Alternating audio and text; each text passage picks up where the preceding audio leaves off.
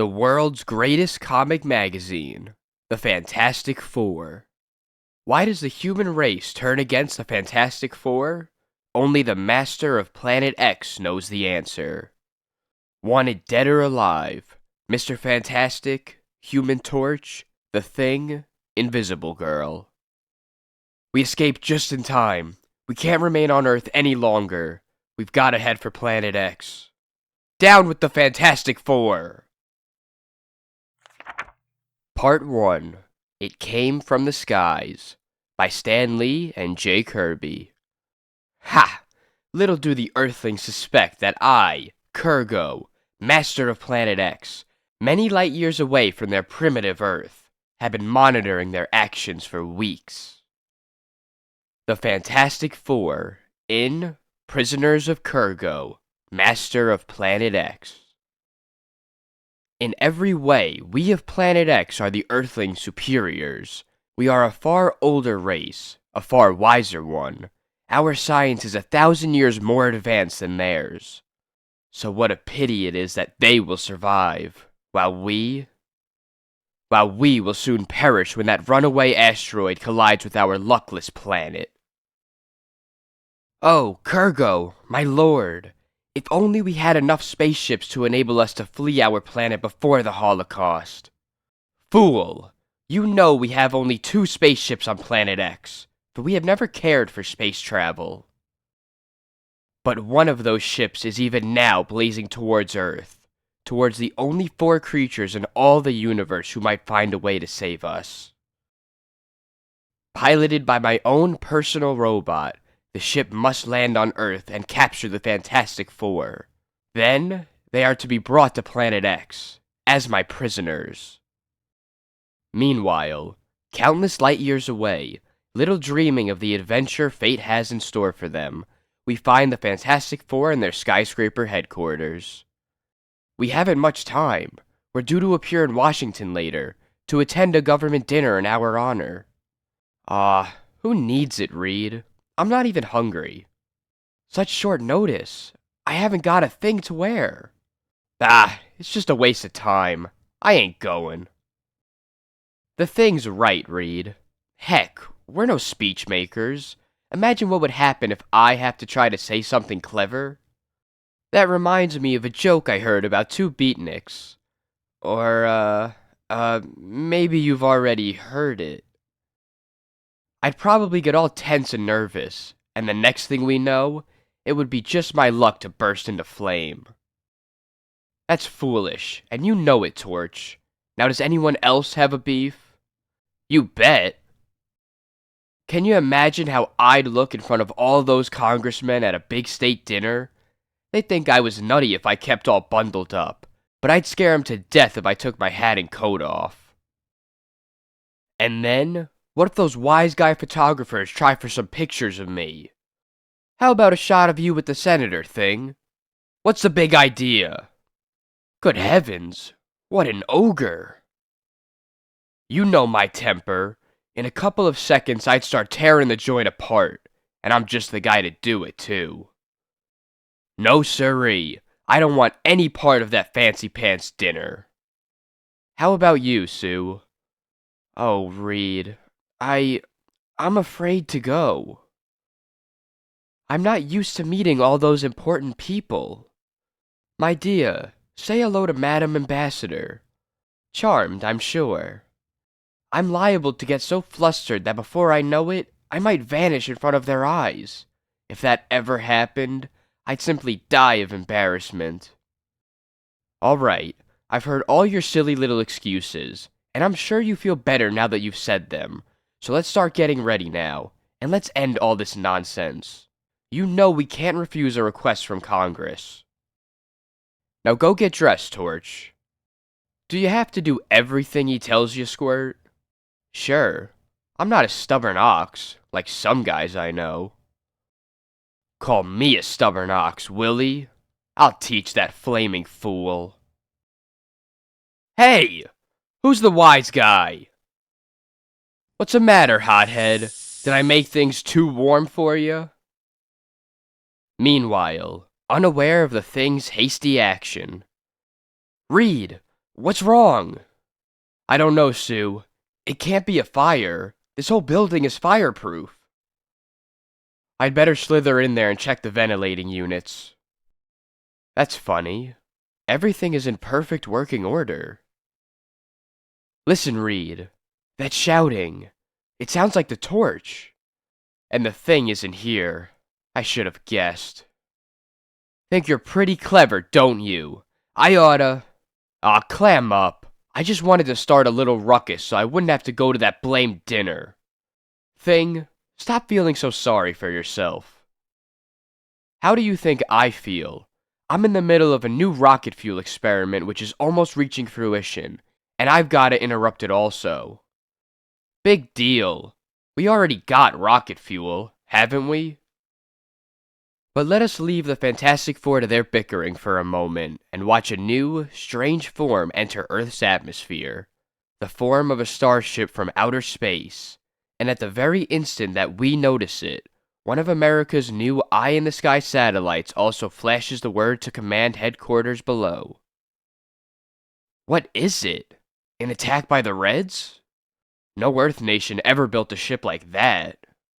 It sounds incredible, but it can only come from outer space.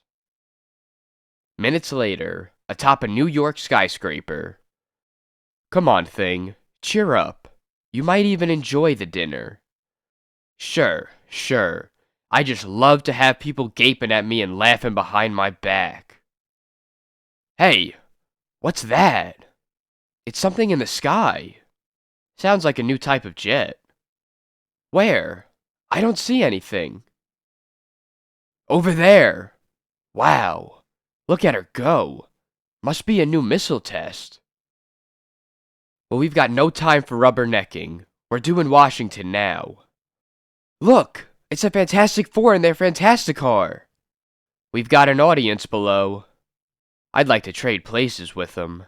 They don't have to go to adult dinner. Meanwhile, the ship from Planet X continues on its course, blazing through a squadron of jet interceptors as though they were standing still. Until it comes to rest in a lonely valley, unseen by human eyes. As the mighty robot of Kurrgo dismounts, bent upon his fateful mission.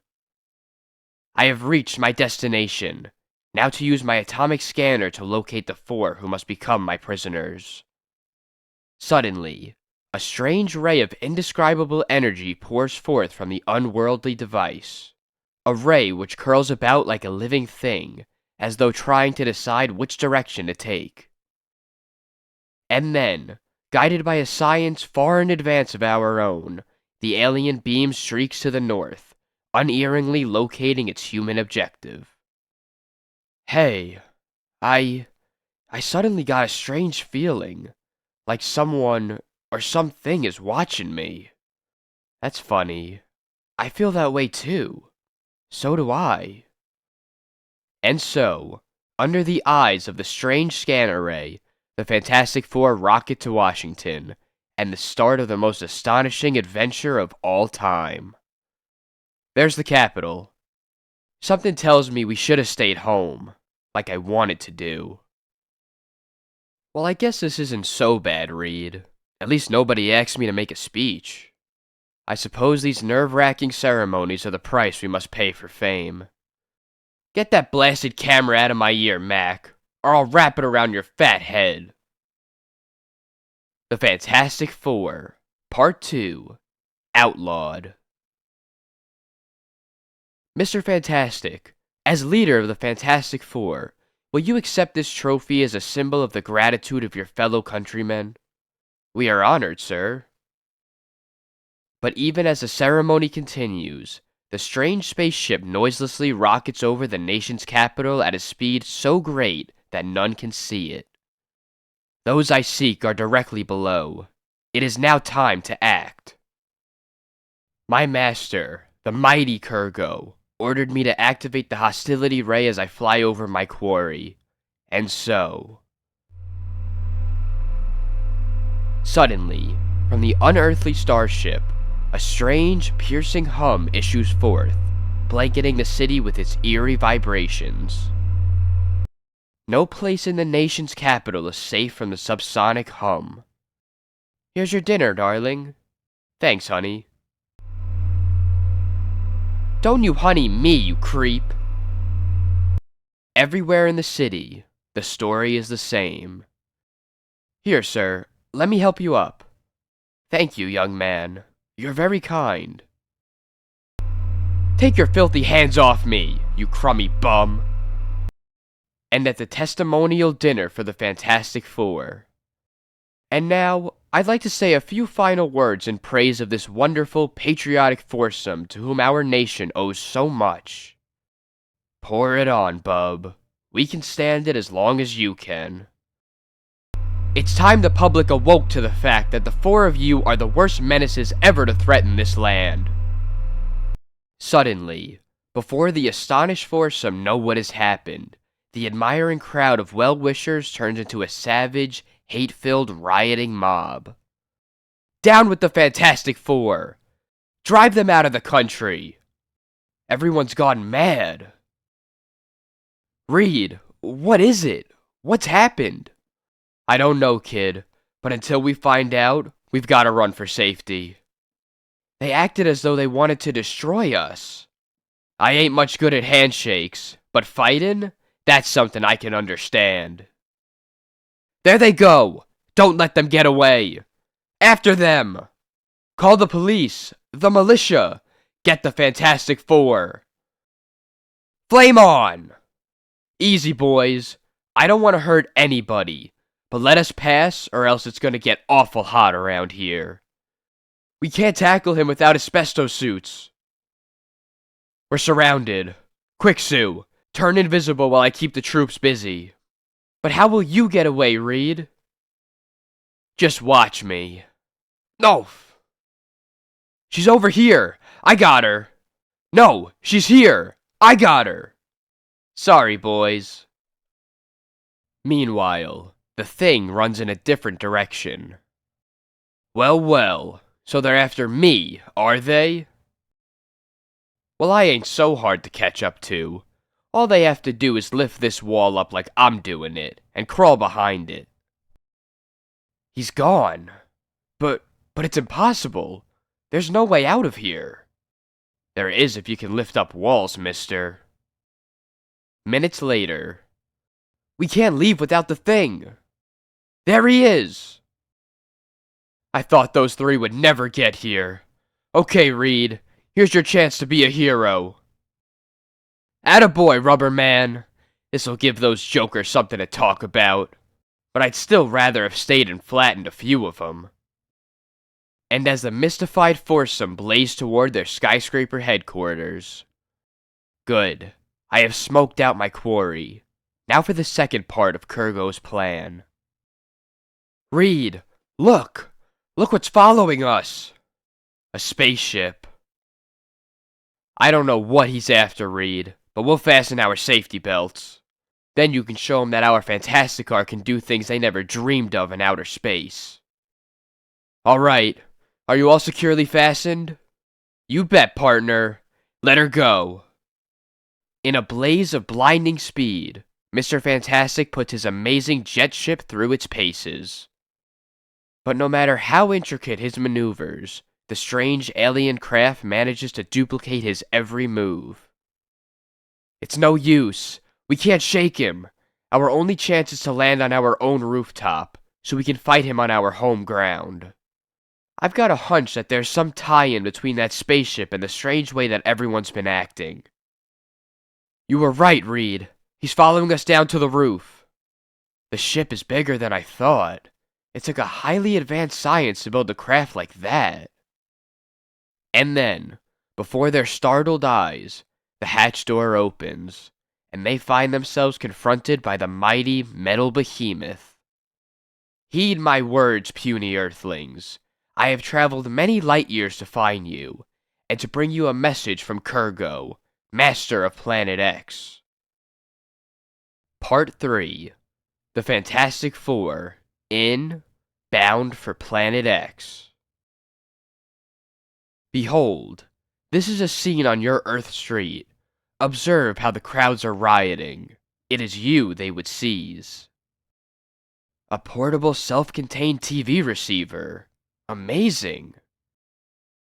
Reed, this is no time to study new gadgets. What made society suddenly turn against us? And what are we going to do about it? Holy smoke, sis. There isn't much we can do. Look down there. They're trying to storm the building. Only one thing to do.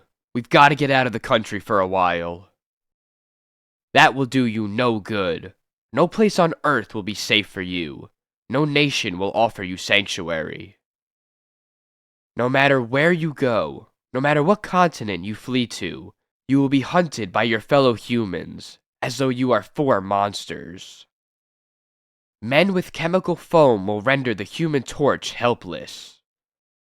Eventually, a way will be found to confine Mr. Fantastic, so that his power to change his shape will avail him nothing. As for the Thing, even his vast power can be contained by the forces of harnessed electrical energy. While a radioactive armband fastened to the invisible girl will make her presence always known, even though she cannot be seen by human eyes. Only I, the servant of Kurrgo, can offer you asylum. You will only be safe if you come with me. Don't trust him, Reed. I smell a rat. Doesn't look as though we have much choice, Thing. We can't stay here. You didn't travel this vast distance just to help us. What's your purpose? You are wise, Earthling. I do have a purpose. When you reach Planet X, my master will request one favor of you. I guess that sounds fair enough. Follow me. There is not much time. The three of you are fools. He's leading us into a trap. But I'll have to tag along. I got a hunch you're gonna need me. Yeah, like a dog needs fleas. Within seconds, faster than the speed of light, the unearthly ship is bound for Planet X. Why did you do it, Reed? You know we could have figured something out to save us back on Earth. Why'd you follow that big hunk of tin? For the same reason that you came with us, Thing. Curiosity. How could we have slept nights if we never learned why we're wanted on Planet X? It's too exciting a prospect to pass up. But perhaps, when the Fantastic Four reach their strange destination, they'll wish they had passed this trip up. Perhaps. Finally, after hours of voyaging through space, the whirling starship reaches Planet X. Then, a hatch slowly opens, and before they know it, the Fantastic Quartet find themselves floating towards the surface, descending gently on an invisible beam of anti-gravity matter. Part 4. The Fantastic Four, in 24 hours till 0. And finally, wow, what a ride! Look out below! This anti-grav ray may be terrific, but I still prefer elevators. My mission is ended, Master. I have brought the Fantastic Four. Good. So that's Kurrgo, the master of Planet X, eh? Puny-looking shrimp, ain't he? Quiet, Thing. Why have you summoned us to your planet, Kurrgo? You shall learn the answer soon enough, Earthling. We of Planet X are your superiors in many ways. We have developed anti-gravity. We have learned the secret of star travel. But there is yet one problem we have not solved. And what is that? The problem of how to save our planet from total destruction. Already, in the coastlands, the tides grow uncontrollably high.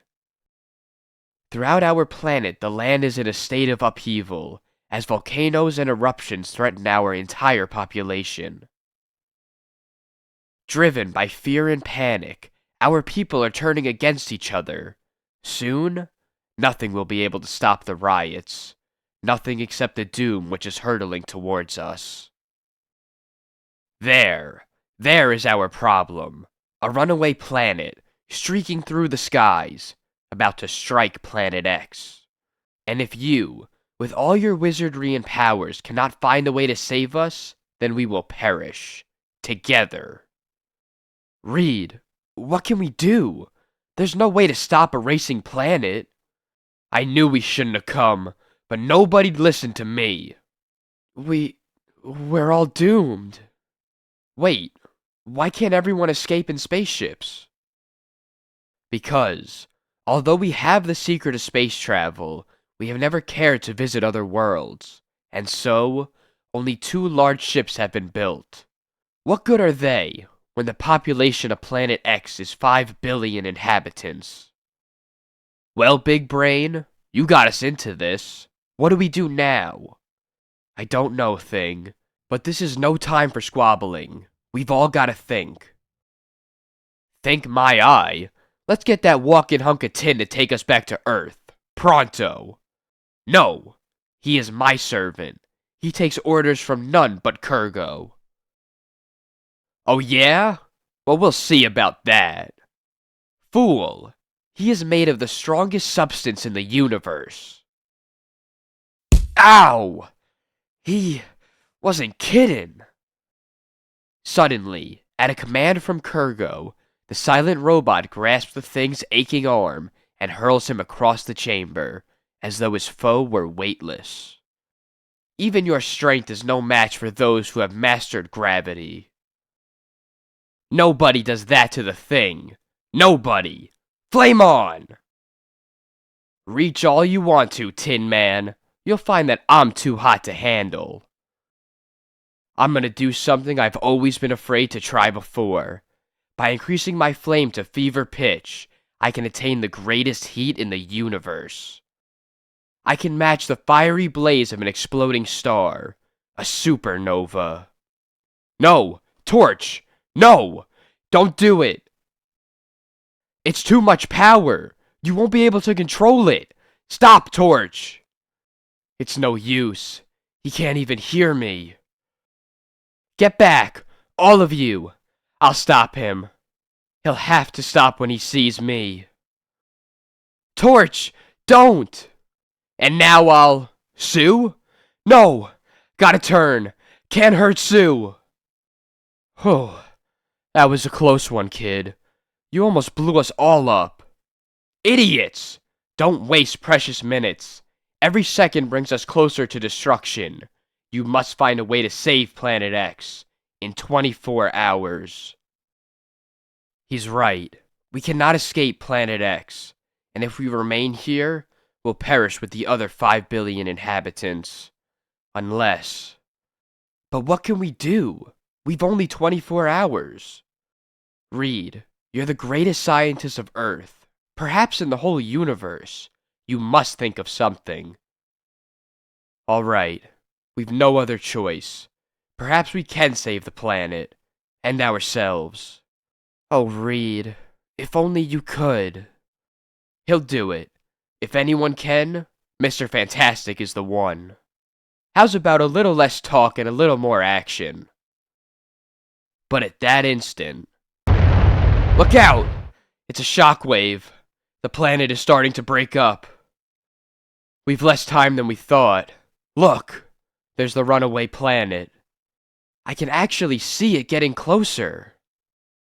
I care nothing for your worthless lives, nor for the lives of my subjects, but I am master of Planet X, and my people must be saved, so that I can remain their master.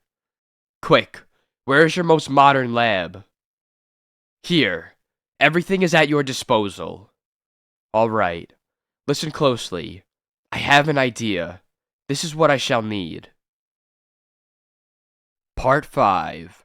The Fantastic Four in The End of Planet X.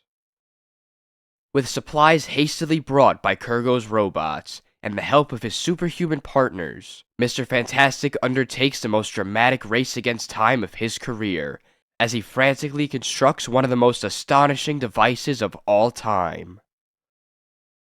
Hurry, Torch! I need that casting! Just another few seconds, Reed, and I'll have it all welded. Hey! Where do you want this blamed thing? I can't hold it all day. We've gotta finish in time. We've simply got to. Only a few hours remaining, Earthling. You're just in time, Kurrgo. I finished. Here's the thing that will save us all. This vial is filled with reducing gas. Reducing gas? What nonsense is that? The Earthling has asked us to volunteer, so that he may demonstrate. Watch, Kurrgo, and you'll see what nonsense this is. Striking the wall behind the two volunteers, the vial of gas shatters.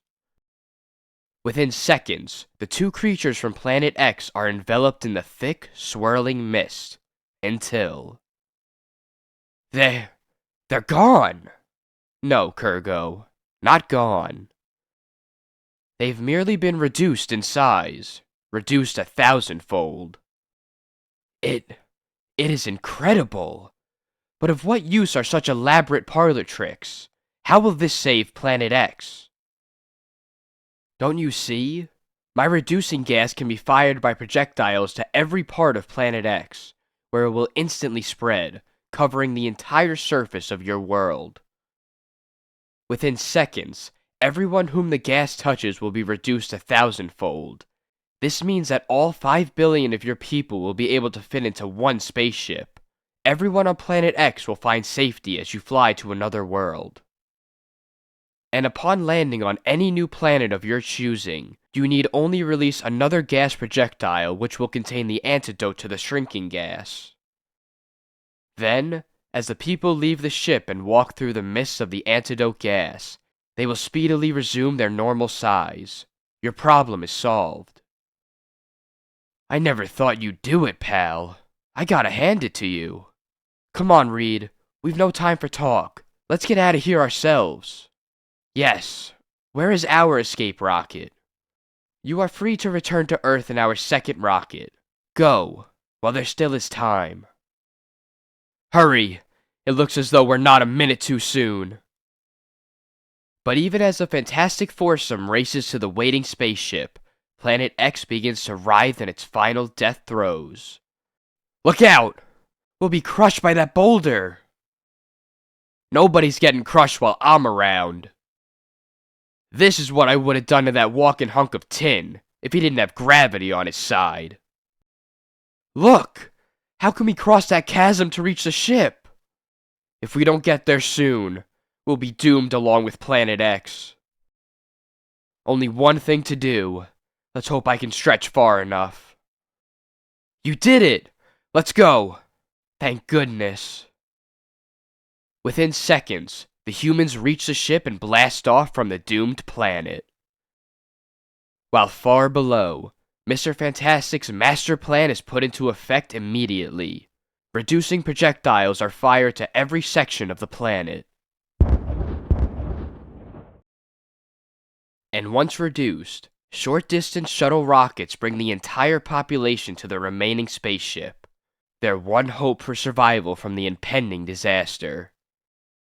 Meanwhile, Kurrgo, master of Planet X, grimly clutches a second projectile, the one which is said to contain the enlarging gas.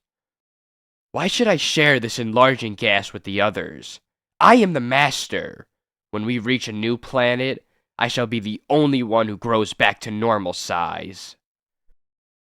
If I keep the enlarging gas from all the others, then I shall be 1,000 times larger than they. They will be no more than insects to me. I shall truly hold power of life and death over them. Hear me, slaves. Obey my every whim, or I'll destroy you with a flick of my finger. Maddened by his savage dreams of power, Kurrgo lags behind the others, clutching his valuable prize, as Planet X crumbles about him. I can't let go of the enlarging gas. I can't. They're about to take off. I can still make it if I run, but I'll have to leave the projectile. I'll be as small as the others. No. No! Wait! Don't go! Wait for your master! Wait! I can't run to the ship. I can't leave the enlarging gas. I can't give up my dream of absolute power. Wait! Your master commands you! But Kurrgo's cries are drowned out by the rocket's roar, as 5 billion living beings, minus one, streak towards a new home and a new life. I'm your master! Don't you hear? Your master!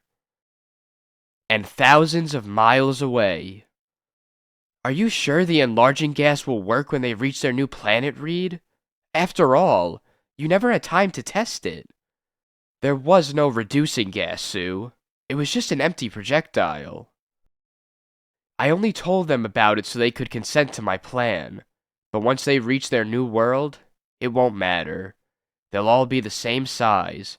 And in this vast universe of ours, one size is only relative anyway.